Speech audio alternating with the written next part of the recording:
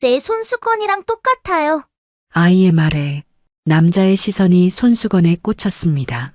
아이가 아무렇지 않게 내민 그 손수건은 남자의 것과 똑같이 레잎 클로버가 빨강, 노랑, 주황, 초록으로 수놓여 있었죠. 그 순간 남자의 심장이 멎는 것 같았습니다. 그 문양은 단 한 사람만 만들 수 있는 것이었죠. 그때 아이가 다시 입을 열었습니다. 우리 엄마가 만들어줬어요. 그 말을 듣는 순간 남자의 숨이 턱 막혔습니다. 그리고 6년 전 기억이 한꺼번에 밀려왔습니다. 여러분 어디서 청취하고 계신지 댓글 남겨주시고 구독, 좋아요도 부탁드립니다. 사연 시작하겠습니다. 시골 성당 앞 검은 세단 한 대가 조용히 먼지를 일으키며 멈춰 섰습니다. 차 문이 열리고 내린 남자는 반듯하게 다려진 셔츠에 무게감 있는 걸음걸이를 가진 사람이었죠. 재벌 그룹의 회장이라는 타이틀이 어울리는 사람, 바로 유성이었습니다. 딱히 이유가 있어서 멈춘 건 아니었습니다. 그냥 지나치다 잠깐 쉬어가는 것뿐이라고 스스로에게 말했죠. 하지만 유성의 발길은 언제나 이런 조용한 곳을 향했습니다. 시끄러운 세상에서 벗어나 잠시 숨이라도 고를 수 있는 곳으로요. 돌담 너머 오래된 성당 첨탑이 보였고 파란 하늘 아래 성당 마당에는 봄볕이 고르게 깔려 있었습니다. 그 마당 한가운데서 아이 하나가 혼자 공을 차고 있었습니다. 7살쯤 되어 보이는 남자아이였죠. 봐주는 사람이 아무도 없는데도 진지한 표정으로 혼자 공을 차고 튀어오르면 또 차고 벽에 맞으면 쫓아가고를 반복하고 있었습니다. 그 모습이 어딘가 귀여우면서도 애처로워서 유성은 자기도 모르게 발걸음을 마당 안으로 옮겼습니다. 공이 유성의 발 앞으로 툭 굴러왔습니다. 유성이 자연스럽게 발로 멈춰 세웠죠. 아이가 달려오다 유성을 보더니 잠깐 멈칫했습니다. 그러다 이내 경계심 하나 없이 싱긋 웃었죠. 유성도 피하지 않았습니다. 살짝 웃으며 공을 아이 쪽으로 굴려줬습니다. 아이가 다시 찾고 유성이 받았고 또 보냈죠. 몇 번을 그렇게 주고받다 보니 둘 사이에 어느새 짧은 리듬이 생겼습니다. 말 한마디 없이도 이상할 만큼 자연스럽게 흘러가는 시간이었거든요. 그러다 아이가 발을 헛디뎠습니다. 중심을 잃고 앞으로 쏟아지려는 순간 유성의 손이 먼저 움직였습니다. 아이의 팔을 가볍게 붙잡아 넘어지지 않도록 해준 거죠. 아이가 눈을 한번 끔뻑이더니 씩 웃었습니다. 아저씨 잘하시네요. 유성이 낮게 웃었습니다. 오랜만에 느끼는 아무 목적 없이 나오는 맑은 웃음이었죠. 한참을 더 뛰고 나자 유성의 이마에도 땀이 맺혔습니다. 유성이 재킷 안쪽 주머니에 손을 넣었습니다. 늘 그 자리에 있던 것이었거든요. 오래전부터 습관처럼 가지고 다니던 손수건이었죠. 꺼내서 이마에 땀을 닦았습니다. 하얀 바탕에 네잎 클로버가 수놓인 손수건이었습니다. 빨강, 노랑, 주황, 초록, 네 잎이 각각 다른 색으로 촘촘하게 수놓여 있었죠. 유성이 이 손수건을 주머니에 넣고 다닌 지 벌써 6년이 됐습니다. 낡을 대로 낡았지만 버리지 못했거든요. 버릴 수가 없었습니다. 지아가 만들어준 것이었으니까요. 그때였습니다. 내 거랑 똑같다. 보람이가 유성의 손수건을 보며 눈을 동그랗게 떴습니다. 그리고 아무렇지 않게 자기 주머니에 손을 쑤셔 넣더니 손수건 하나를 꺼내 유성 앞에 내밀었습니다. 봐요, 똑같잖아요. 유성의 시선이 그 손수건 위에 박혔습니다. 숨이 멎었습니다. 보람이가 내민 손수건 위에도 똑같은 네잎 클로버가 있었습니다. 빨강, 노랑, 주황, 초록, 잎 하나하나의 색 배열이 유성의 것과 한치도 다르지 않았습니다. 실의 두께, 잎의 곡선이 그려지는 방향, 잎맥을 따라 색이 깊어지는 방식까지 전부 똑같았죠. 당연했습니다. 같은 손이 만든 것이었으니까요.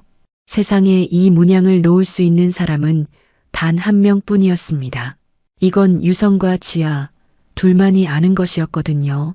어느 봄밤 지아가 처음 바느질을 배우던 날 유성이 장난처럼 말했었죠. 네잎 클로버를 수놓는데 잎마다 다른 색을 써봐.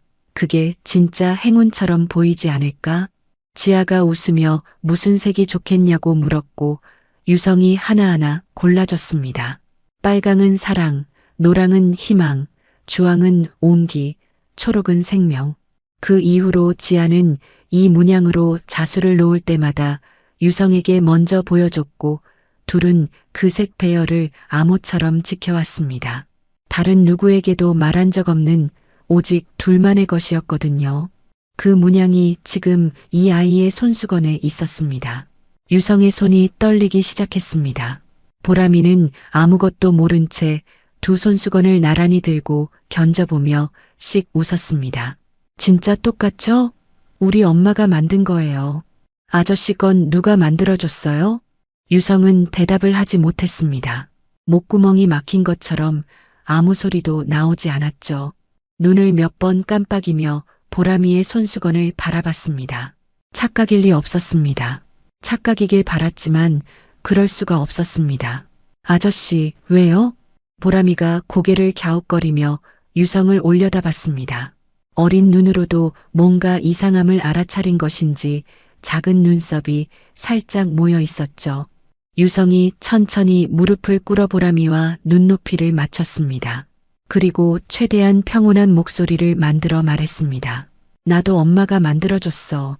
그래서 깜짝 놀란 거야. 보람이가 그 말에 눈을 반짝이며 말했습니다. 진짜요? 그럼 아저씨 엄마랑 우리 엄마가 아는 사람인가 봐요. 유성은 그 말에 아무 대답도 하지 못했습니다. 그냥 보람이를 바라봤죠. 아이의 눈빛, 웃을 때 입꼬리가 올라가는 모양, 고개를 갸웃거리는 모습이 어딘가 낯설지 않았습니다. 가슴 안쪽에서 무언가가 천천히 그러나 세게 조여들었습니다. 보람이는 손수건을 다시 주머니에 쑤셔넣고는 아무 일도 없었다는 듯 공을 향해 달려갔습니다. 해맑은 웃음소리가 마당 가득 울려 퍼졌죠. 유성은 그 자리에서 일어나지 못했습니다. 무릎을 꿇은 채로 손에 들린 자신의 손수건을 내려다봤습니다. 빨강, 노랑, 주황, 초록.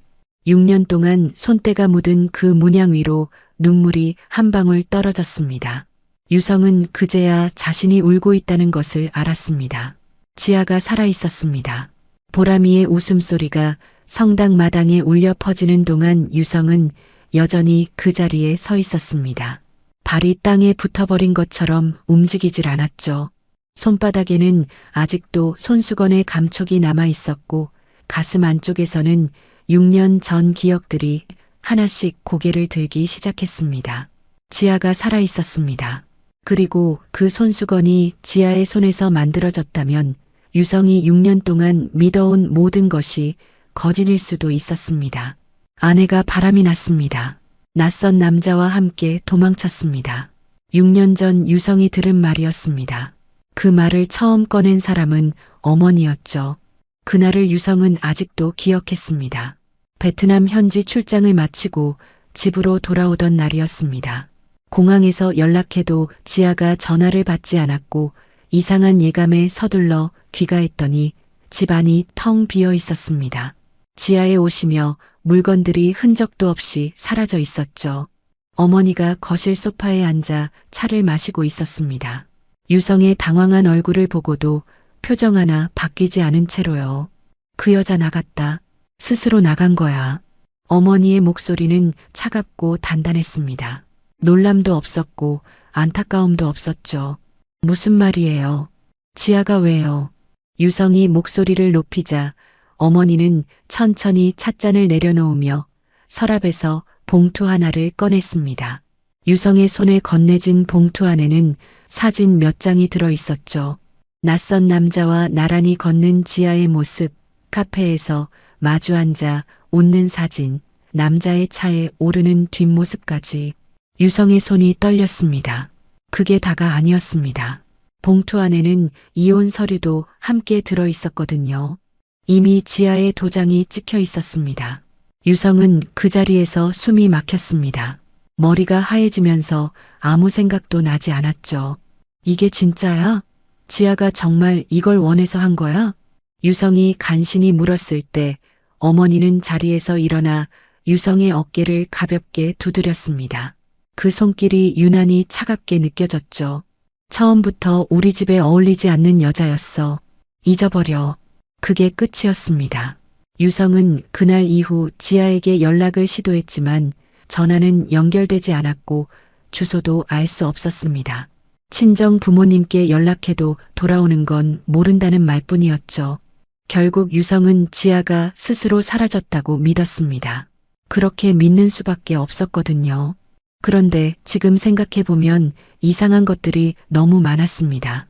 유성의 머릿속에서 기억들이 다시 펼쳐지기 시작했습니다. 단순히 어머니 혼자서 움직인 게 아니었다는 것, 유성은 그제야 선명하게 떠올렸습니다. 그 옆에는 항상 유진이 있었거든요. 유진은 유성의 여동생이었습니다. 어머니의 뜻이라면 한치의 망설임도 없이 따르는 사람이었죠. 지아가 집에 처음 들어오던 날부터 유진의 태도는 노골적이었습니다. 식사 자리에서 지아의 밥그릇을 슬쩍 가장자리로 밀어두거나 지아가 어렵게 꺼낸 말을 가로막고 화제를 돌려버렸습니다.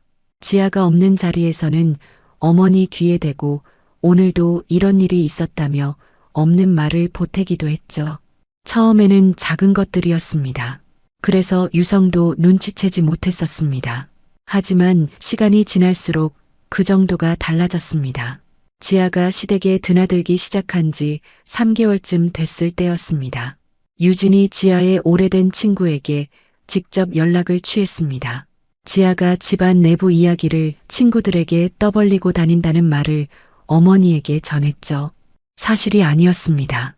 하지만 어머니는 그 말을 믿었고 그날 저녁 지아를 불러 세워 차갑게 쏘아붙였습니다. 우리 집 이야기를 밖에 퍼뜨리고 다니는 사람이 며느리 자격이 있다고 생각해? 지아는 억울했지만 아무 말도 하지 못했습니다. 눈물을 참으며 죄송하다는 말만 반복했죠. 유진이 움직이는 방식은 교묘했습니다. 직접 나서는 법이 없었습니다. 어머니의 의심을 키우고 어머니의 분노에 기름을 붓는 방식으로 지아를 조였거든요. 지아의 친정이 어렵다는 사실을 은근슬쩍 꺼내 어머니의 자존심을 건드렸고 지아가 요리를 배우려 학원에 등록한 것을 두고 살림도 못하면서 밖으로만 나다닌다고 몰아붙였습니다. 유성이 집에 없는 시간에는 더 심했죠. 집안일을 잘못했다며 지아를 거실 한가운데 세워두고 어머니와 번갈아가며 꾸짖는 일도 있었습니다. 지아는 그 시간을 혼자서 견뎌야 했습니다. 임신 사실을 알게 된 것도 그 무렵이었습니다. 지아는 유성에게 먼저 알리고 싶었을 겁니다. 하지만 유진이 먼저 알아챘죠. 지아가 구역질을 참으며 욕실에서 나오는 모습을 봤거든요. 유진은 그 사실을 어머니에게 곧바로 전했습니다. 어머니는 지아를 불러 단둘이 마주 앉았죠. 그 자리에서 어떤 말이 오갔는지 유성은 그날도 몰랐습니다. 다만 그 이후 지아의 얼굴이 눈에 띄게 창백해졌다는 것, 밥을 잘 먹지 않았다는 것, 잠을 못 잤다는 것은 기억했습니다. 그때 유성은 그냥 피곤한 거겠거니 하고 넘겼었죠. 그게 지금 와서는 너무나 후회됐습니다. 조작된 사진은 유진이 직접 준비했을 가능성이 컸습니다. 유성은 이제야 그 생각에 다다랐습니다. 지아의 지인 중 누군가를 이용했거나 아니면 아예 처음부터 상황을 만들어 찍었겠죠. 사진의 각도, 표정, 배경이 그럴듯하게 편집되어 있었지만 당시 유성은 확인할 생각조차 하지 못했습니다. 어머니가 내민 봉투를 받아든 순간 이미 반쯤 무너진 상태였으니까요. 이혼 서류의 도장도 마찬가지였습니다. 임신 상태로 그 집에 혼자 남겨진 지아가 과연 자의로 도장을 찍었을까요? 유성은 그 생각을 6년 동안 단 한 번도 하지 않았습니다. 하지 않으려 했다는 표현이 더 맞을지도 몰랐죠. 믿는 게 더 편했기 때문입니다. 배신당한 사람으로 사는 게 진실을 마주하는 것보다 훨씬 쉬웠으니까요. 유성의 시선이 다시 보람이에게 향했습니다. 아이는 아직도 마당에서 공을 차고 있었습니다.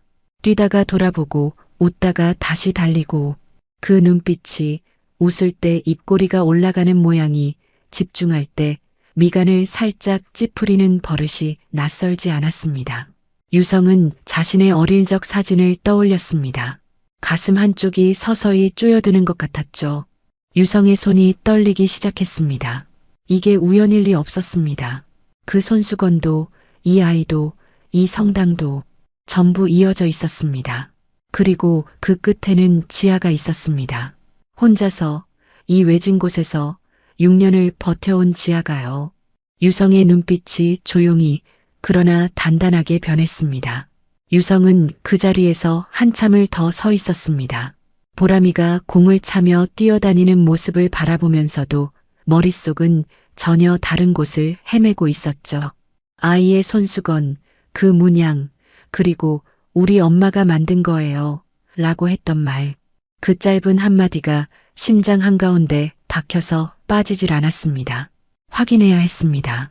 유성이 천천히 성당 쪽으로 걸음을 옮겼습니다.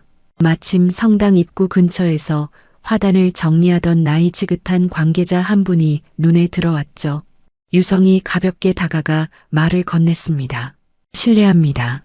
저 마당에서 공 차고 있는 아이 있잖아요. 혹시 누구인지 아세요? 관계자가 허리를 펴고 보람이 쪽을 바라보더니 금세 온화한 표정을 지었습니다. 아, 보람이요. 여기가 집이나 다름없는 아이예요. 착하고 밝은 아이죠.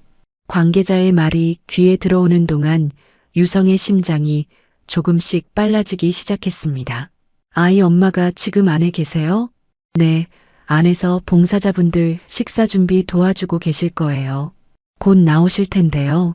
유성이 짧게 감사 인사를 하고 성당 입구 쪽으로 시선을 돌렸습니다.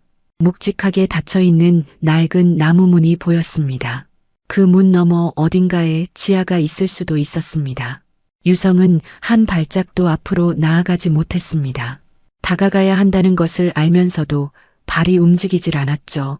만약 저 문을 열고 지하가 나온다면 그때 자신이 무슨 말을 할 수 있을지 아무것도 정리되지 않았거든요. 그냥 서 있었습니다. 봄바람이 한 차례 지나가며 성당 마당의 나무가 흔들렸습니다. 보람이가 공을 3개 차더니 까르르 웃으며 달려갔죠. 그 웃음소리가 고요한 성당 마당에 맑게 울려 퍼졌습니다. 유성은 그 소리를 들으면서 가슴 한켠이 먹먹해지는 것을 느꼈습니다. 저 아이가 6년을 이곳에서 자라왔다면 지아는 그 6년을 어떻게 버텼을까요? 임신한 상태로 쫓겨난 여자가 아무도 없는 이 외진 성당 마을에서 혼자서요. 그때였습니다. 나무 문이 삐걱거리며 열렸습니다. 유성의 등이 굳었습니다. 숨을 고르려 했지만 제대로 들이쉬어지지 않았죠. 문 사이로 빛이 흘러나오더니 누군가의 실루엣이 천천히 바깥으로 나왔습니다. 소박한 면 소재 남색 원피스, 단정하게 묶어 올린 머리, 손에는 작은 바구니를 들고 있었습니다. 고개를 숙이고 나오던 그 여자가 마당의 빛 속으로 걸어 나오는 순간 유성은 숨을 완전히 멈췄습니다. 지아였습니다. 틀림없었습니다. 6년이라는 시간이 흘렀지만 유성은 한눈에 알아봤습니다. 턱선, 코끝, 이마에 살짝 흘러내린 머리카락, 걸음을 옮길 때 살짝 아래를 보는 버릇까지 전부 그대로였죠. 다만 예전보다 많이 여위어 있었고 얼굴에는 6년의 세월이 고스란히 얹혀 있었습니다. 웃음기 없이 가라앉은 눈빛이 그 세월이 얼마나 무거웠는지를 말해주는 것 같았죠. 지아가 고개를 들었습니다. 그리고 유성과 눈이 마주쳤습니다. 그 순간 지아의 얼굴에서 혈색이 순식간에 빠져나갔습니다. 들고 있던 바구니가 흔들렸고 입술이 미세하게 떨렸죠. 눈을 한번 크게 뜨더니 마치 잘못 본 것인지 확인하듯 눈을 깜빡였습니다. 하지만 유성은 그 자리에 서 있었습니다. 사라지지 않았죠. 두 사람은 아무 말도 하지 못했습니다. 몇 초인지 몇 분인지 알 수 없는 시간이 그 사이에 흘렀습니다. 봄바람도 멈춘 것 같았고 보람이의 웃음소리도 어느 순간 들리지 않았죠. 성당 마당 전체가 조용해진 것 같은 느낌이었습니다. 그때 지아가 먼저 시선을 거뒀습니다. 보람아. 낮고 단단한 목소리였습니다. 감정을 최대한 억누른 목소리였죠. 보람이가 공을 발로 멈추고 엄마를 바라봤습니다. 지아가 성큼성큼 보람이에게 걸어가더니 아이의 손을 붙잡았습니다. 평소보다 조금 강하게 잡은 것인지 보람이가 어리둥절한 표정으로 엄마 얼굴을 올려다봤습니다. 들어가자. 엄마, 저 아저씨랑 공 차고 있었는데. 들어가. 지아는 보람이의 말을 자르며 성당 문 쪽으로 발걸음을 돌렸습니다. 유성을 단 한 번도 다시 돌아보지 않았죠. 그 뒷모습이 유성의 눈에 박혔습니다. 서두르는 걸음, 꽉 쥔 보람이의 손, 어깨에 가득 힘이 들어간 모습까지요. 문이 닫혔습니다. 성당 마당은 다시 고요해졌습니다. 공 하나만 마당 한켠에 덩그러니 남겨진 채로요. 유성은 그 자리에 얼어붙었습니다. 눈은 닫힌 문을 향하고 있었지만 아무것도 보이지 않는 것 같았습니다. 머릿속이 텅 비었다가 한꺼번에 가득 차는 기분이었죠. 다리에 힘이 빠져 한 걸음 뒤로 물러섰습니다. 근처 돌담에 손을 짚었습니다. 차가운 돌의 감촉이 손바닥에 전해졌죠. 살아있었습니다. 지아가 살아있었습니다. 이 성당 마을에서 저 아이와 함께 6년을 버텨오고 있었습니다. 유성이 배신자로 믿고 살아온 그 여자가 이렇게 존재하고 있었습니다. 볼 한쪽이 파르르 떨렸습니다. 눈을 감았다 뜨며 숨을 고르려 했지만 가슴 안쪽에서 무언가가 자꾸 치밀어 올랐습니다. 도망쳤습니다. 유성을 보자마자 아이를 데리고 사라져버렸습니다. 그 눈빛에는 반가움도 없었고 놀라움만 있었습니다. 아니, 놀라움보다 더 컸습니다. 공포에 가까웠습니다. 유성을 보는 눈빛이 마치 피해야 할 무언가를 본 사람처럼 굳어 있었거든요. 그게 더 가슴을 찔렀습니다. 유성이 천천히 닫힌 문을 다시 바라봤습니다. 6년 전 지아가 왜 사라졌는지, 어떻게 이곳까지 오게 됐는지, 그리고 저 아이는 누구인지 아무것도 알지 못했습니다. 하지만 한 가지는 확실해졌습니다. 이대로 돌아설 수 없다는 것이요. 유성이 돌담에서 손을 떼고 몸을 세웠습니다. 내일 다시 올게. 반드시.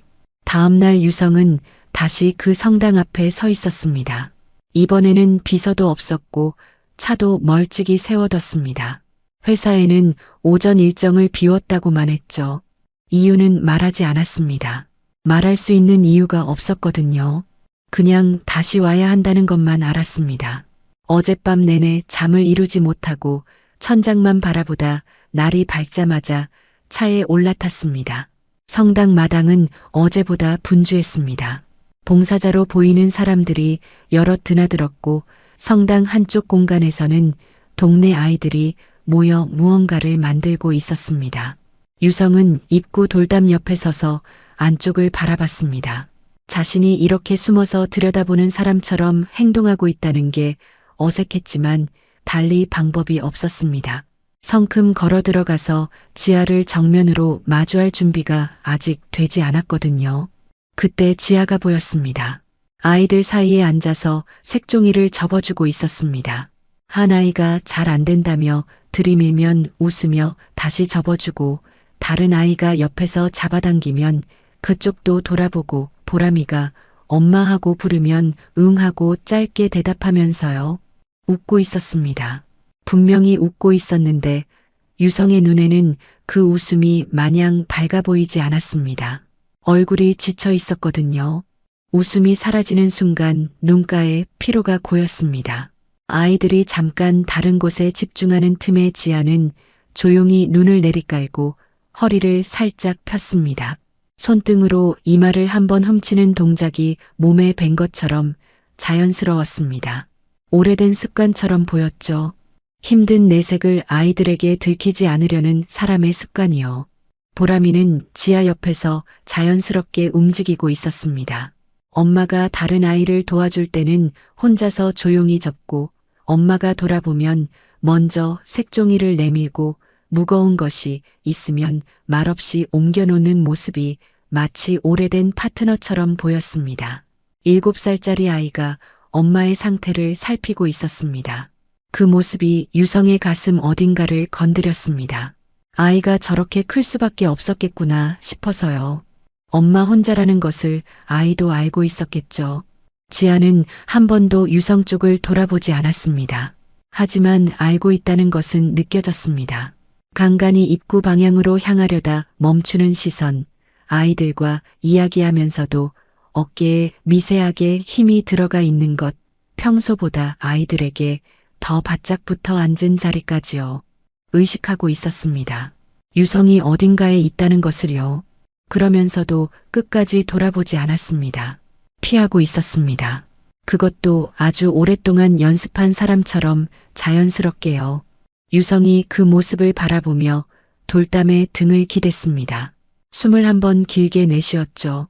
마음속에서 여러 감정이 엉켜 있었습니다. 보고 싶었던 사람을 드디어 찾았다는 안도감도 있었고, 저렇게 지쳐 있다는 것에 대한 미안함도 있었으며, 왜 하필 이런 방식으로 다시 만나야 하냐는 허탈함도 있었거든요. 혹시 이강그룹 유성 회장님 아니십니까? 낮고 차분한 목소리가 옆에서 들렸습니다. 유성이 고개를 돌리니 검은 수단을 입은 신부가 서 있었습니다. 나이는 50대 중반쯤으로 보였고 표정은 온화하지만 눈빛에는 묵직한 무게가 있었습니다. 유성이 잠시 망설이다 고개를 끄덕였습니다. 신부가 유성 옆에 나란히 서서 성당 마당 쪽을 바라봤습니다. 굳이 자리를 권하거나 안으로 들어오라고 하지 않았죠. 그냥 함께 같은 곳을 바라보는 자리를 택했습니다. 어제 오셨을 때부터 알아봤습니다. 그냥 모른 척하는 게 맞을 것 같아서 넘어갔는데 오늘 또 오셨으니 뭔가 이유가 있으시겠구나 싶었습니다. 신부의 말투는 다그치는 것도 아니었고 반기는 것도 아니었습니다. 그냥 있는 그대로를 말하는 사람의 목소리였죠. 유성이 천천히 입을 열었습니다. 저 사람 여기서 오래됐습니까? 6년 됐습니다. 처음 왔을 때는 많이 다쳐 있었습니다. 유성의 어깨가 굳었습니다. 몸도 그랬고 마음도 그랬죠. 신부가 말을 이었습니다. 혼자였습니다. 아무것도 없이 왔고 갈 곳도 없었습니다.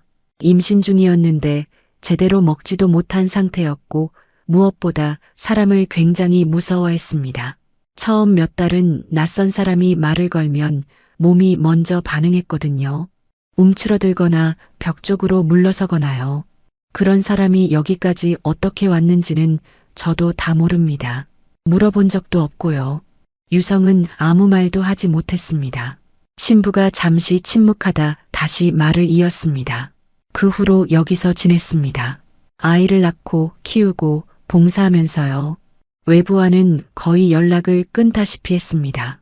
가끔 읍내에 나가는 것 말고는 이 성당 반경에서 거의 벗어나질 않았죠.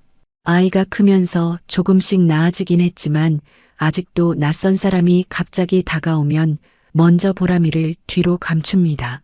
유성은 마당 쪽을 바라봤습니다. 지아가 보람이의 색종이를 다시 펼쳐주며 웃고 있었습니다. 그 웃음 뒤에 어떤 6년이 있었는지를 이제야 조금씩 알 것 같았습니다.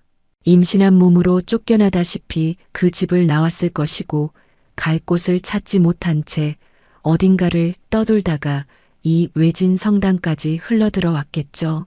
아무도 없는 곳에서 혼자 아이를 낳고 혼자 키웠습니다. 유성을 보면 몸이 굳어버릴 만큼 무서워하면서도 이렇게 버텨왔습니다. 나는 뭘 믿고 있었던 거지. 그 생각이 머릿속에서 천천히 그러나 선명하게 번졌습니다. 사진 몇 장을 보고 이혼 서류를 받아든 채로 아무것도 확인하지 않았습니다. 지아가 어디로 갔는지 실제로 찾아보지 않았습니다. 어머니의 말을, 유진의 행동을 그냥 믿었습니다. 믿고 싶었기 때문이 아니라 확인하는 것이 두려웠기 때문이었는지도 몰랐습니다.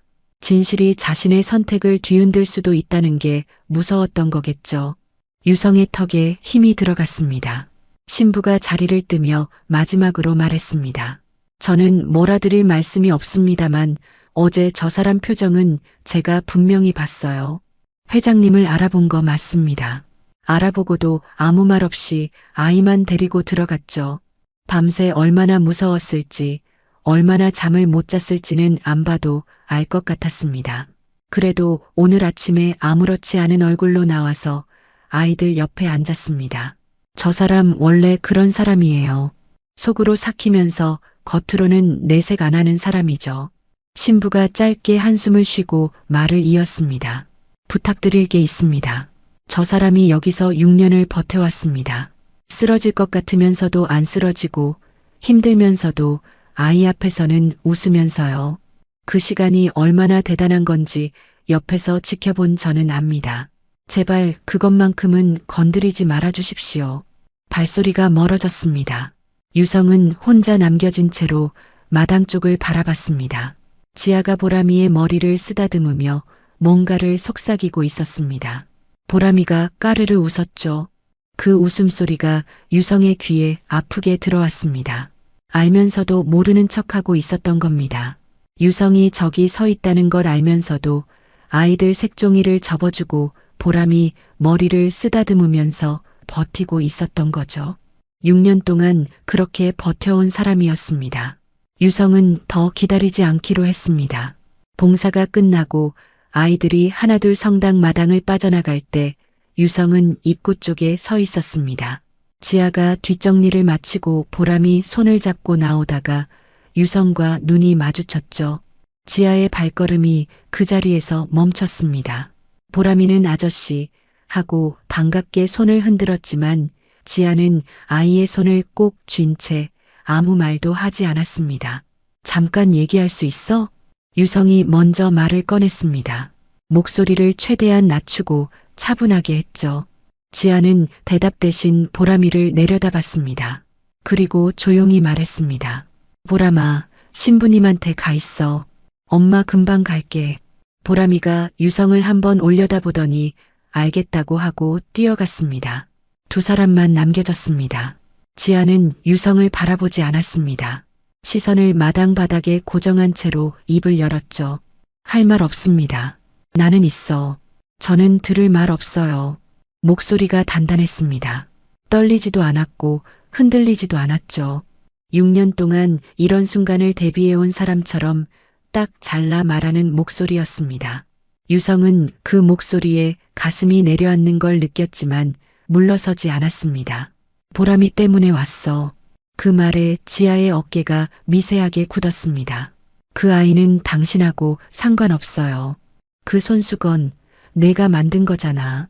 지아의 고개가 천천히 올라갔습니다. 처음으로 유성의 눈을 바라봤죠. 그 눈빛에는 여러 감정이 뒤섞여 있었습니다. 놀람도 있었고 두려움도 있었으며 무언가를 들킨 사람처럼 작게 흔들리는 것도 보였습니다. 유성이 말을 이었습니다. 빨강, 노랑, 주황, 초록. 내가 색깔 하나하나 골라줬잖아. 그거 나밖에 모르는 거야. 너밖에 모르는 거고. 지아의 입술이 가늘게 떨렸습니다. 뭔가를 말하려다 멈췄죠. 유성이 한 발짝 가까이 다가섰습니다. 왜 아무 말도 안 했어? 그때 그 순간 지아의 눈에 뭔가가 차올랐습니다. 눈물이 아니었습니다. 그보다 훨씬 오래되고 깊은 것이었죠. 긴 시간 눌러온 것들이 한꺼번에 올라오는 것 같은 눈빛이었습니다. 지아는 숨을 한번 크게 들이쉬더니 낮고 떨리는 목소리로 말했습니다. 당신이 믿지 않았잖아요. 유성은 그 말에 아무것도 할 수 없었습니다. 지아가 계속 말했습니다. 처음에는 차분하게 시작했지만 말을 이어갈수록 목소리가 조금씩 흔들렸죠. 어머님이 저를 부르신 날 기억해요. 당신이 출장 간 사이였어요. 단둘이 마주 앉아서 하신 말씀이 뭔지 알아요. 당신이 이미 알고 있다고 했어요. 제가 밖에서 만나는 사람이 있다고. 증거도 있다고요. 기가 막혔죠. 말도 안 되는 소리라고 했더니 유진 씨가 사진을 꺼냈어요. 처음 보는 사진인데 거기 제가 있었어요. 어떻게 만든 건지는 모르겠지만 제가 어디선가 찍힌 사진에 낯선 남자를 붙여놓은 거였죠. 그게 증거랍니다. 유성은 턱에 힘이 들어갔습니다. 지아의 목소리가 이어졌습니다. 아니라고 했어요. 아니라고 소리를 질렀어요. 근데 어머님이 그러시더라고요. 유성이한테 직접 물어봐도 좋다고. 근데 유성이는 이미 알고 있다고. 그리고 유진 씨가 제 핸드폰을 가져갔어요. 연락할 방법이 없었어요. 친정 부모님한테도 연락을 못했죠. 어머님이 제 친정 식구들한테 따로 연락을 하셨대요. 딸이 집안 망신을 시키고 있다고요. 그러니까 연락하지 말라고요. 저는 그걸 나중에야 알았습니다. 유성이 눈을 감았다 뜨며 낮게 물었습니다. 임신한 건 알고 있었어? 지아의 눈에서 눈물 한 방울이 떨어졌습니다. 빠르게 손등으로 닦아냈죠. 알았죠. 제가 말씀드리려고 했는데 유진 씨가 먼저 알아챘어요. 그리고 어머님한테 말했겠죠. 그날 이후로 어머님이 저한테 이혼 서류를 내밀었어요. 찍으면 조용히 나가게 해주겠다고 했습니다. 안 찍으면 아이 아버지를 만들어주겠다고 했어요. 제가 만나는 남자가 아이 아버지라고 세상에 다 알리겠다고요. 저는 그게 너무 무서웠어요. 뱃속에 있는 아이한테 그런 말이 따라붙는 게 너무 무서워서 그냥 찍었습니다. 그날로 나왔고요. 유성의 다리에서 힘이 빠져나갔습니다. 벽에 손을 짚지 않았으면 그대로 주저앉을 뻔했죠. 어머니가 한 일이라는 건 이미 짐작하고 있었습니다. 유진이 움직였다는 것도요. 하지만 직접 지아의 입에서 그 말을 듣는 것은 전혀 다른 일이었습니다. 짐작과 사실 사이의 거리가 이렇게 클 수 있다는 게 처음으로 느껴졌거든요.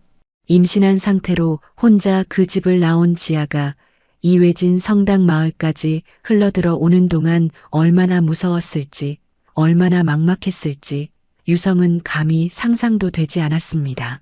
미안해 지아야. 유성의 목소리가 갈라졌습니다. 지아는 대답하지 않았습니다. 눈물을 닦은 손을 꼭 쥔 채 마당 바닥을 바라보고 있었죠. 유성이 다시 말했습니다. 내가 확인했어야 했는데. 지아가 천천히 고개를 들었습니다. 그 눈빛에는 이제 눈물도 분노도 없었습니다. 그냥 오래 지쳐온 사람의 눈빛이었죠. 지금 그 말이 무슨 소용이에요.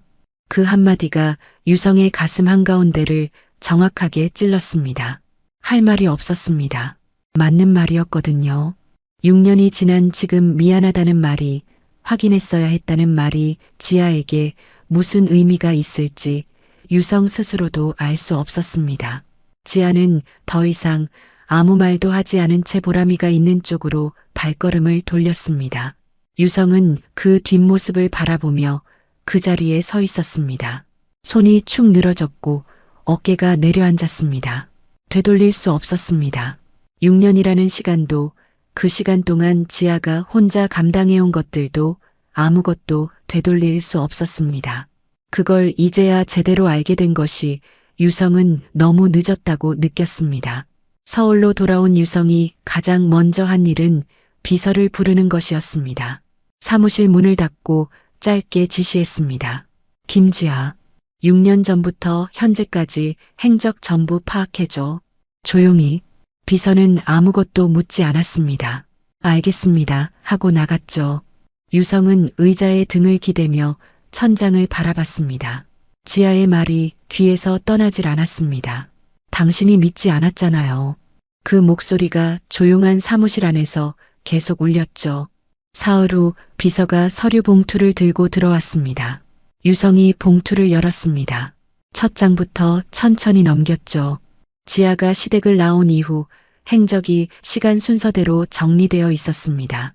읍내 여인숙에서 한 달, 인근 작은 마을 고시원에서 2달, 그리고 성당으로 흘러들어간 기록. 그 사이에 병원 기록이 하나 있었습니다. 영양실조와 탈진으로 응급실에 실려간 기록이었죠. 임신 5개월 때였습니다. 유성의 손이 멈췄습니다. 다음 장으로 넘겼습니다. 보람이의 출생 기록이었습니다. 출생지는 성당 인근 지역병원, 출생 연도는 6년 전. 아이 이름은 김보람, 어머니는 김지아. 아버지란에는 아무것도 적혀 있지 않았습니다. 그냥 공백이었죠. 그 빈칸이 유성의 눈에 박혀서 한동안 떨어지지 않았습니다. 결혼 기록도 확인했습니다. 없었습니다. 지아는 6년 동안 단 한 번도 다른 사람과 혼인신고를 한 적이 없었습니다. 만나는 남자가 있다는 어머니의 말, 낯선 남자와 함께 찍힌 사진, 전부 거짓이었습니다. 처음부터 끝까지 꾸며낸 것이었죠. 유성이 서류를 덮었습니다. 한동안 아무것도 하지 않았습니다. 그냥 책상 위에 손을 올려놓은 채로 가만히 있었죠. 분노가 올라오는 것도 느꼈고 자신에 대한 자책이 치밀어 오르는 것도 느꼈습니다. 그런데 그 모든 감정보다 더 크게 느껴지는 건 다른 것이었습니다. 보람이의 아버지란이 비어 있다는 것. 그 공백이 유성의 가슴 한가운데를 계속 짓눌렀습니다. 다음 날 유성은 다시 성당으로 내려갔습니다. 이번에는 지아를 찾아가지 않았습니다. 그냥 마당 한켠에 자리를 잡고 앉아 있었죠. 어제도 왔고 그제도 왔으니 성당 사람들은 이제 유성의 얼굴을 알아봤습니다. 딱히 말을 거는 사람도 없었고 내보내는 사람도 없었죠. 그냥 그 자리에 있게 내버려뒀습니다. 보람이가 먼저 다가왔습니다. 공을 손에 들고 유성 앞에 서더니 고개를 갸웃거렸습니다. 아저씨 또 왔어요? 응, 또 왔네. 왜요? 유성이 잠깐 생각하다 말했습니다. 그냥 여기가 좋아서. 보람이가 그 말을 듣더니 고개를 끄덕였습니다. 그리고 손에 들고 있던 공을 유성 쪽으로 툭 굴렸습니다. 같이 차자는 뜻이었죠. 유성이 일어서며 공을 받았습니다. 보람이가 씩 웃었습니다. 둘이 공을 주고받기 시작했습니다. 보람이는 생각보다 공을 잘 다뤘습니다. 힘 조절도 됐고 방향도 제법 맞았죠. 유성이 살짝 세게 보내도 달려가서 막아냈습니다. 그러다 잘 됐다 싶으면 두 손을 번쩍 들고 소리를 질렀죠. 유성은 그 모습을 보면서 자기도 모르게 웃고 있었습니다. 그러다 순간이 왔습니다. 보람이가 공을 차고 돌아서며 유성을 향해 한박웃음을 짓는데 그 웃음이 너무 낯이 익었습니다. 입꼬리가 올라가는 각도, 웃을 때 눈이 가늘어지는 모양, 기뻐서 어깨를 들썩이는 버릇까지요. 유성은 자신의 어릴 적 사진을 떠올렸습니다.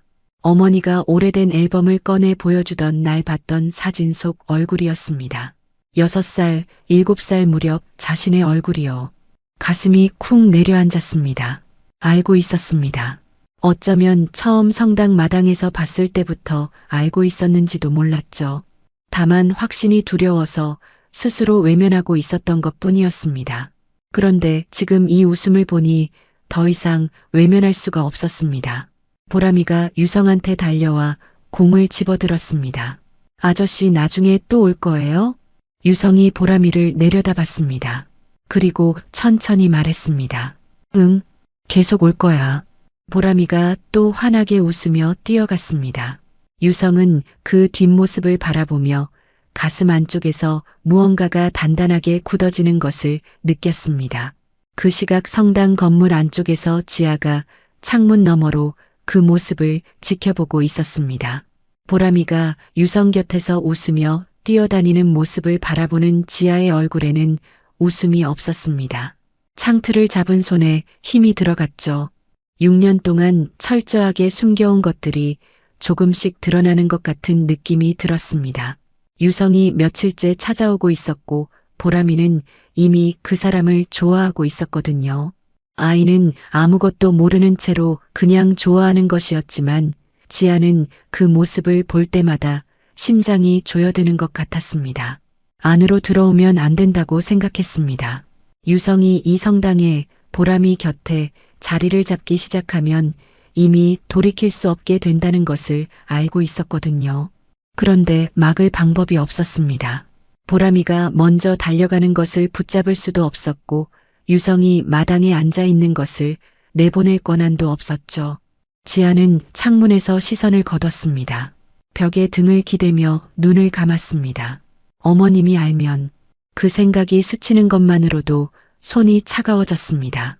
6년 전 그 집에서 나오던 날의 기억이 지금도 몸이 먼저 반응할 만큼 생생했거든요. 그 공포가 아직 가시지 않았습니다. 유성이 다시 나타났다는 것은 곧 그 세계와 다시 맞닥뜨릴 수도 있다는 뜻이었죠. 보람이의 웃음소리가 창문 너머로 들려왔습니다. 지아는 눈을 뜨지 않은 채로 그 소리를 들었습니다. 아이의 웃음소리가 이렇게 불안하게 들린 것은 처음이었습니다. 그날 오후까지만 해도 아무 일이 없을 것 같았습니다. 사실 아침부터 보람이가 목이 칼칼하다고 했습니다. 밥을 먹다가 꿀꺽 삼키기 힘들다고도 했죠. 지아가 따뜻한 물을 한 컵 챙겨주면서 오늘은 마당에서 뛰지 말고 안에서 쉬어 라고 했습니다. 보람이가 알겠다고 고개를 끄덕였죠. 그런데 오후에 유성이 오는 걸 보자 그 약속은 금방 잊혀졌습니다. 아저씨 하고 부르며 달려나가는 발이 먼저였거든요. 지아가 창문 너머로 그 모습을 보고 나가려다 멈췄습니다. 잠깐 있다 들어오겠지 싶어서요. 보람이는 유성과 공을 차다가 성당 마당 한쪽에 앉아 숨을 고르고 있었습니다. 유성도 옆에 쪼그려 앉아 아이가 가져온 나뭇가지로 땅바닥에 무언가를 그려주고 있었죠. 보람이가 그게 뭐예요? 하고 물으면 유성이 설명해주고 보람이가 따라 그리겠다고 나뭇가지를 빼앗으면 유성이 웃으며 건네줬습니다. 멀리서 보면 오래전부터 알고 지낸 사이처럼 보이는 모습이었죠. 지아는 그 모습을 보지 않으려 했습니다. 성당 안에서 할 일을 찾아 바쁘게 움직였습니다. 봉사자들 저녁 식사 준비를 돕고 테이블을 닦고 필요 없는 의자를 정리했죠. 손을 놀리면 생각이 줄어드는 것 같아서요. 그런데 자꾸만 창문 쪽으로 시선이 갔습니다. 보람이 웃음소리가 들릴 때마다 가슴이 서늘해졌고요. 저러다 정이 들면 어떡하지? 이미 들어버린 건 아닐까? 그 생각이 머릿속에서 떠나질 않았습니다. 그때였습니다. 마당 쪽에서 갑자기 소리가 달라졌습니다. 보람이의 웃음소리가 뚝 끊겼죠. 지아가 하던 일을 멈추고 창문을 봤습니다. 보람이가 목을 감싸 쥐고 있었습니다. 표정이 이상했습니다. 얼굴이 순식간에 달아오르면서 입을 크게 벌리는데 숨소리가 제대로 나오질 않는 것 같았죠. 유성이 아이 앞에 무릎을 꿇고 얼굴을 들여다보고 있었습니다. 지아가 하던 것을 그대로 내려놓고 뛰어나갔습니다. 보람아. 마당으로 달려가 아이 앞에 주저앉으니 보람이가 목을 잡으며 엄마 하고 쉰 소리를 냈습니다. 목소리가 제대로 나오질 않았죠. 얼굴이 빨갛게 달아올라 있었고 숨을 들이쉬려 할 때마다 목 안에서 끄르륵 하는 소리가 났습니다. 지아의 등골이 차가워졌습니다. 전에도 이런 적이 있었습니다. 편도가 부으면서 기도를 막는 증상이었거든요. 그때는 읍내 병원에서 처치를 받고 괜찮아졌었죠. 하지만 지금 이 상태는 그때보다 빠르게 나빠지고 있었습니다. 아이의 입술색이 조금씩 변하고 있었거든요. 아침에 목이 칼칼하다고 했을 때 바로 병원에 데려갔어야 했는데 그 후회가 가슴을 찔렀지만 지금은 그걸 곱씹을 시간이 없었습니다. 큰 병원 가야 해요. 지아가 중얼거리듯 말하는 순간 유성이 이미 일어서고 있었습니다. 내 차로 가자, 지금 바로. 유성의 목소리에는 망설임이 없었습니다. 지아가 잠깐 유성을 바라봤습니다. 따질 시간이 없었죠. 아이의 숨소리가 점점 가빠지고 있었거든요. 지아가 보람이를 번쩍 안아들었습니다. 유성이 앞장서며 차 쪽으로 뛰었습니다. 차 안에서 유성은 한 손으로 운전하고 한 손으로 전화를 했습니다. 인근에서 가장 큰 종합병원 응급실에 미리 연락을 취했죠. 뒷좌석에서 지아가 보람이를 안고 아이의 등을 쓸어내렸습니다. 괜찮아, 다 왔어. 조금만 있으면 돼. 떨리는 목소리로 계속 말했습니다. 보람이는 엄마 품에 안긴 채로 눈을 가늘게 뜨고 있었습니다. 병원에 도착하자 응급팀이 나와 있었습니다. 유성이 미리 연락해둔 덕분에 대기 없이 바로 처치실로 들어갈 수 있었죠. 의사가 보람이를 살펴보더니 급성 편도염으로 인한 기도 압박이라고 했습니다. 빨리 왔다고도 했죠. 조금만 늦었으면 위험할 수 있었다는 말도 덧붙였습니다. 그 말을 듣는 순간 지아의 다리에서 힘이 빠졌습니다. 벽에 손을 짚으며 간신히 몸을 지탱했죠. 보람이가 처치를 받는 동안 지아는 복도 의자에 앉아 있었습니다. 두 손을 무릎 위에 올려놓고 고개를 숙인 채로요. 손이 떨렸습니다. 조금만 늦었으면이라는 말이 머릿속에서 계속 맴돌았습니다. 아침에 알았으면서 대수롭지 않게 넘긴 자신이 너무 미웠습니다. 6년 동안 혼자서 아이를 키우면서 늘 두려웠던 것이 바로 이런 순간이었거든요. 아이가 아플 때 혼자라는 것이요. 결정을 혼자 해야 하고 무서움도 혼자 감당해야 하는 것이요. 유성이 옆에 앉았습니다. 지아는 고개를 들지 않았습니다. 유성도 아무 말을 하지 않았죠. 그냥 옆에 있었습니다. 두 사람 사이에 말이 없었지만 그 침묵이 이상하게 무겁지 않았습니다. 잠시 후 유성이 조용히 입을 열었습니다. 전에도 이런 적 있었어? 지아가 짧게 고개를 끄덕였습니다. 2번 있었어요. 혼자 안고 뛰었죠. 그 말을 하는 지아의 목소리가 아무렇지 않으려 했지만 끝이 살짝 갈라졌습니다. 유성이 아무 말도 하지 않았습니다. 처치실 문이 열리고 의사가 나왔습니다. 처치 잘 됐습니다. 좀 이따 들어가 보셔도 됩니다. 지아가 자리에서 일어서려 했습니다. 그런데 다리에 힘이 제대로 들어가지 않았죠. 무릎이 휘청거렸습니다. 유성이 바로 팔을 잡아줬습니다. 지아가 반사적으로 뿌리치려다 멈췄습니다. 그냥 잠깐 잡혀 있었습니다. 몇 초였을 겁니다. 하지만 지아는 그 몇 초 동안 6년 만에 처음으로 누군가에게 기댄 것 같은 느낌을 받았습니다. 너무 오래 혼자였던 탓에 그 감각이 낯설면서도 무너질 것처럼 아프게 느껴졌죠. 지아가 천천히 팔을 걷었습니다. 유성도 손을 놓았고요. 처치실 안에 들어가니 보람이가 침대에 누워 천장을 바라보고 있었습니다. 지아가 달려가 아이 손을 잡았습니다. 보람이가 힘없이 웃으며 말했습니다. 엄마, 나 이제 괜찮아요. 그 말에 지아의 눈에서 눈물이 한 방울 툭 떨어졌습니다. 빨리 닦으려 했지만 이미 늦었죠. 보람이가 지아 등 너머로 유성을 보더니 작은 소리로 물었습니다. 아저씨도 왔어요? 유성이 침대 옆으로 다가왔습니다. 그리고 보람이 손을 살며시 잡았습니다. 보람이의 작은 손이 유성의 손 안에 들어왔습니다. 유성의 눈가가 뜨거워졌습니다. 이를 악물고 참았지만 눈물이 한 방울 턱 끝에서 떨어졌습니다. 버텨, 제발. 입 밖으로 나온 말은 그것뿐이었습니다.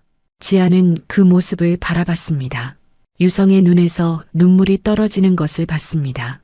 6년 전에도 유성이 우는 것을 본 적이 없었거든요. 그런 사람이 지금 아이 손을 잡고 눈물을 흘리고 있었습니다. 지아의 가슴 안쪽에서 무언가가 아주 조금 금이 가는 것 같은 느낌이 들었습니다. 단단하게 잠가두었던 것이 살짝 흔들리는 것 같은 느낌이요. 지아는 시선을 걷었습니다. 아직은 아니었습니다. 아직 이 사람을 믿어도 되는지 알 수 없었거든요. 하지만 오늘 이 순간만큼은 혼자가 아니었다는 것이 지아의 가슴 한켠에 조용히 내려앉았습니다. 처치가 끝나고 보람이는 일반 입원실로 옮겨졌습니다. 의사는 하룻밤 경과를 지켜봐야 한다고 했습니다. 편도 염증이 생각보다 심하게 진행된 상태라 당분간 입원이 필요하다고도 했죠. 지아는 알겠다고 하고 보람이 침대 옆에 자리를 잡았습니다. 유성은 병실 밖에서 기다렸습니다. 쫓아낼 수도 없었고 들어오라고 할 수도 없었거든요. 그냥 그렇게 됐습니다. 보람이는 저녁을 조금 먹고 일찍 잠들었습니다. 숨소리가 아까보다 훨씬 안정됐고 얼굴빛도 돌아오고 있었죠. 지아는 아이 이마에 손을 얹어보고 나서야 조금 숨을 내쉬었습니다. 열도 내리고 있었습니다. 이제 좀 괜찮아지는 것 같았죠. 그런데 밤 11시가 넘었을 무렵이었습니다. 보람이가 갑자기 숨을 몰아쉬기 시작했습니다. 잠에서 깨지도 못한 채로 가슴이 빠르게 들썩거렸죠. 지아가 아이를 흔들어 깨웠지만 보람이는 눈을 제대로 뜨지 못했습니다. 얼굴이 다시 달아오르고 있었습니다. 지아가 복도로 뛰어나가 간호사를 불렀죠. 의료진이 들이닥쳤습니다. 보람이 상태를 확인한 의사가 즉시 중환자실로 옮겨야 한다고 했습니다. 염증이 빠르게 번지면서 기도 압박이 다시 심해지고 있다고요. 지아는 그 말을 듣는 순간 머릿속이 하얘졌습니다. 아이가 침대째 빠르게 이동하는 모습을 멍하니 바라보다가 중환자실 앞에서 발이 멈췄습니다.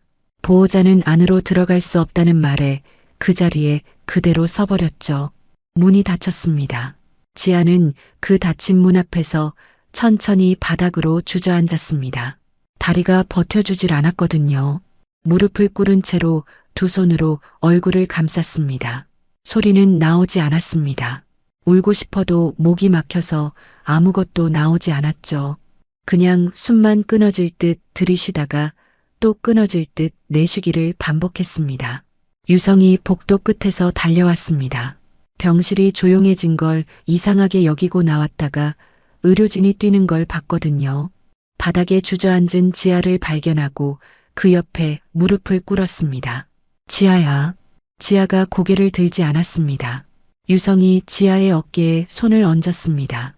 지아의 몸이 그 순간 와르르 무너지듯 흔들렸습니다. 6년 동안 한 번도 무너지지 않으려고 이를 악물고 버텨온 사람이었는데 그 버팀이 한꺼번에 풀려버리는 것 같았죠. 어깨가 들썩이기 시작했습니다. 소리 없이 울고 있었습니다. 유성은 아무 말도 하지 않았습니다. 그냥 어깨에 얹은 손을 거두지 않았습니다. 할 수 있는 게 그것뿐이었거든요. 지아가 흔들릴 때마다 유성도 함께 흔들리는 것 같았습니다. 가슴 안쪽에서 무언가가 조여들었습니다. 이 사람이 6년 동안 아이가 아플 때마다 혼자 이 무게를 감당해왔다는 것이 이제서야 실감이 났거든요. 병원비 걱정을 하면서 택시도 못 잡아서 아이를 안고 뛰면서 이 복도에 혼자 서서요. 한참이 지나서야 지아가 겨우 입을 열었습니다. 혼자였으면 어땠을까요? 혼잣말처럼 작은 소리였습니다. 유성에게 하는 말인지 자기 자신에게 하는 말인지도 알 수 없었죠. 유성은 그 말을 듣고 아무것도 대답하지 못했습니다. 대답할 자격이 없었거든요. 혼자이게 만든 사람이 자신이었으니까요. 확인하지 않았고 찾지 않았고 믿지 않았습니다.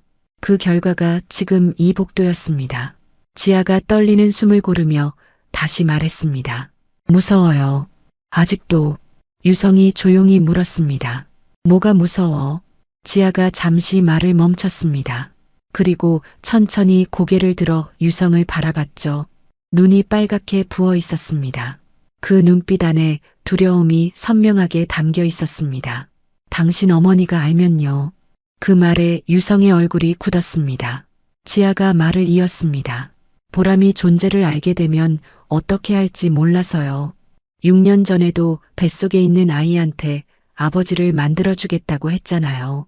그 말이 아직도 귀에 남아 있어요. 보람이한테 그런 말이 따라붙는 게 너무 무서워요. 지아의 목소리가 낮고 조용했지만 그 안에 담긴 공포는 낮지도 조용하지도 않았습니다. 유성의 어깨에 힘이 들어갔습니다. 가슴 안쪽에서 분노가 천천히 올라오는 게 느껴졌습니다. 지아를 향한 것이 아니었습니다. 자신을 향한 것도 아니었죠. 6년 전 그날 임신한 며느리에게 이혼 서류를 들이밀고 아이 아버지를 만들어주겠다고 협박한 사람을 향한 것이었습니다. 어머니였습니다.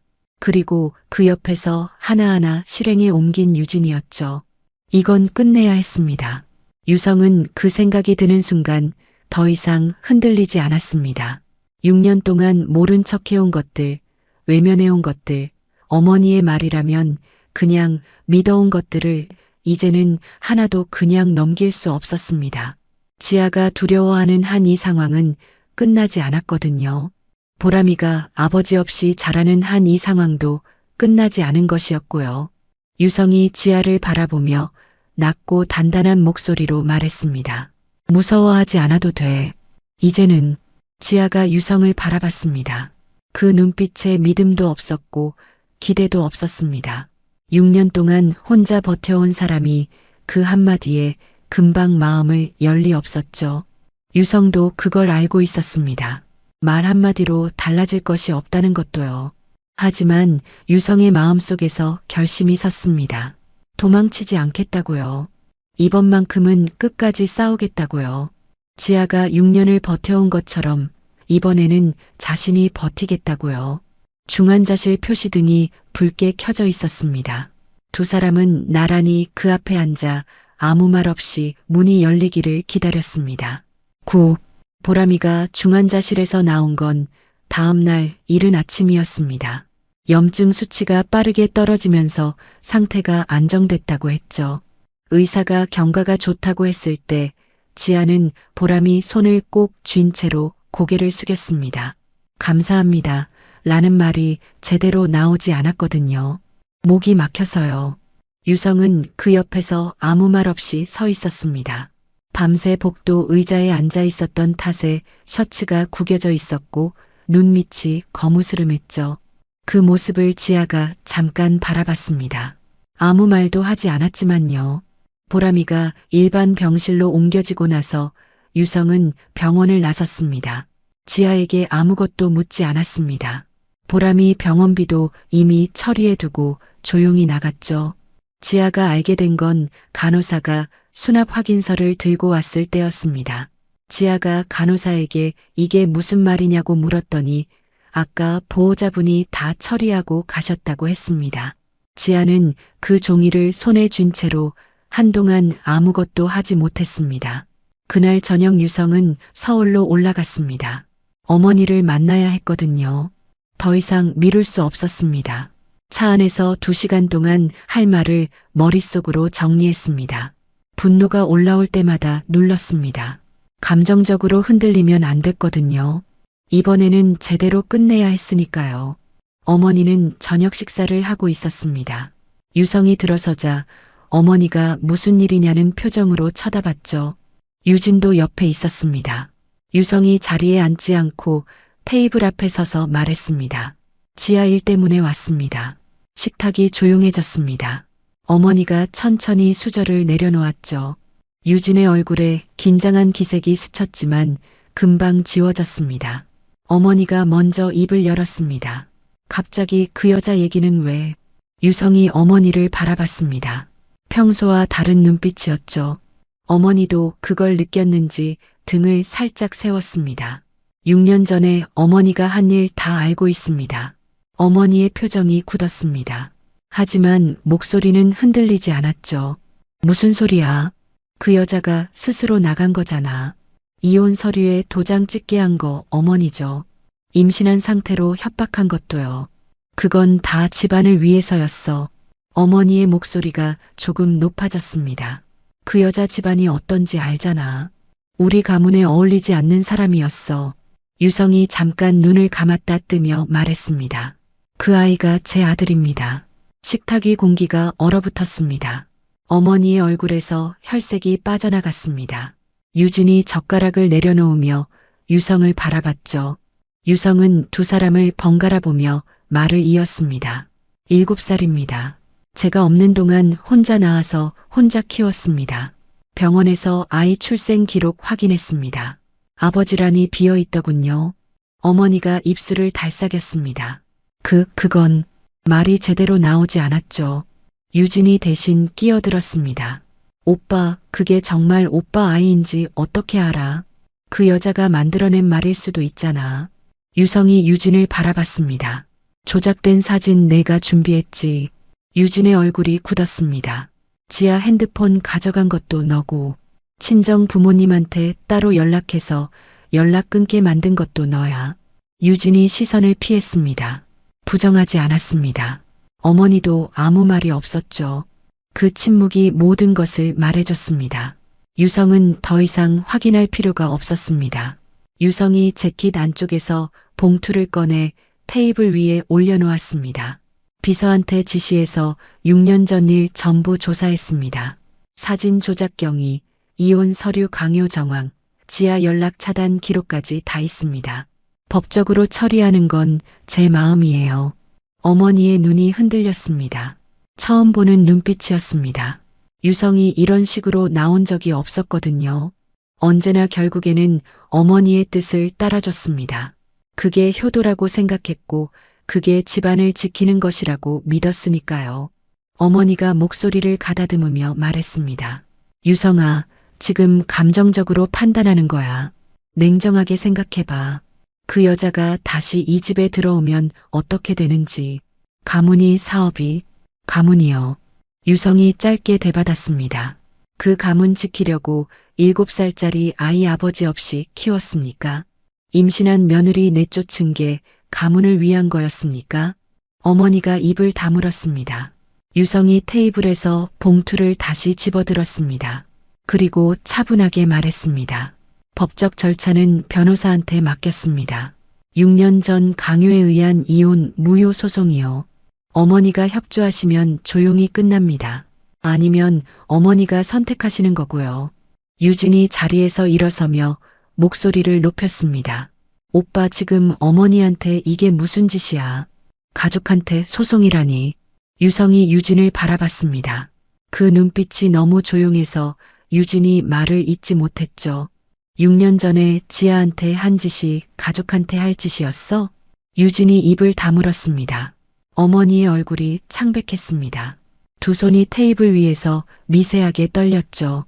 평생 자신의 뜻대로 움직여온 아들이 처음으로 정면으로 맞서고 있었습니다. 무너지는 것 같은 느낌이 들었겠죠. 어머니가 낮은 목소리로 말했습니다. 내가 그 여자를 선택하면 이 집에서 나가는 거야. 그것도 각오하고 하는 말이야. 유성이 잠시 어머니를 바라봤습니다. 그리고 천천히 고개를 끄덕였습니다. 네, 이제 지아와 아이는 제가 지킬 거예요. 어머니의 눈에서 무언가가 흔들렸습니다. 이번에는 분노가 아니었습니다. 처음 보는 표정이었죠. 유성은 더 이상 아무 말도 하지 않았습니다. 테이블 위 봉투를 그대로 두고 돌아섰습니다. 현관문을 열고 나오는 순간 밤바람이 얼굴을 스쳤습니다. 발걸음이 생각보다 가벼웠습니다. 후회가 없었습니다. 6년 전에 했어야 할 일을 6년이 지나서야 하고 있다는 자책은 있었지만 지금 이 선택만큼은 흔들리지 않았죠. 차에 오르며 유성은 핸드폰을 꺼냈습니다. 곧 내려갈게 보람이 많이 좋아졌어. 짧은 문자를 보냈습니다. 한참을 달리다 신호에 걸려 멈춰 섰을 때 답장이 왔습니다. 많이 좋아졌어요. 딱 그 한 줄이었습니다. 유성이 그 문자를 보며 조용히 숨을 내쉬었습니다. 입술 끝이 아주 조금 올라갔죠. 이제 시작이었습니다. 보람이가 태어난 날은 맑은 날이었습니다. 병원 현관을 나서자 봄볕이 환하게 쏟아졌죠. 보람이가 눈을 찡그리며 하늘을 올려다보더니 엄마 날씨 좋다 하고 말했습니다. 지아가 아이 손을 꼭 쥐며 그러네 하고 짧게 웃었습니다. 며칠 만에 나오는 웃음이었죠. 유성이 두 사람 옆에서 보람이 작은 가방을 들고 있었습니다. 누가 봐도 자연스러운 모습이었지만 세 사람 모두 그게 얼마나 조심스러운 자리인지 알고 있었습니다. 성당으로 돌아오는 차 안은 조용했습니다. 보람이만 창밖을 보며 이것저것 물었죠. 저 산 이름이 뭐예요? 저 건물은 뭐예요? 아저씨 서울은 여기보다 커요.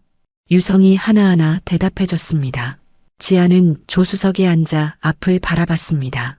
유성의 대답을 듣고 있었지만 아무 말도 보태지 않았죠. 뒷좌석에서 보람이의 수다가 이어지는 동안 지아는 손을 무릎 위에 가지런히 올려놓은 채로 창밖을 봤습니다. 머릿속에서 여러 생각이 지나갔겠죠. 하지만 어떤 생각인지는 표정으로 읽히지 않았습니다. 성당 마당에 도착하자 신부가 나와서 보람이를 반겼습니다. 많이 좋아졌네. 밥은 잘 먹었어. 보람이가 신부 손을 잡고 이것저것 이야기하며 안으로 들어갔습니다. 자연스럽게 두 사람만 남겨졌죠. 지아가 먼저 인사를 하고 돌아서려 했습니다. 지아야 잠깐만. 유성이 불렀습니다. 지아가 멈췄지만 돌아보지는 않았습니다. 유성이 천천히 지아 앞으로 걸어갔습니다. 그리고 지아가 돌아볼 수 있도록 옆에 나란히 섰습니다. 마당 한가운데 서서 성당 첨탑을 올려다보는 것처럼요.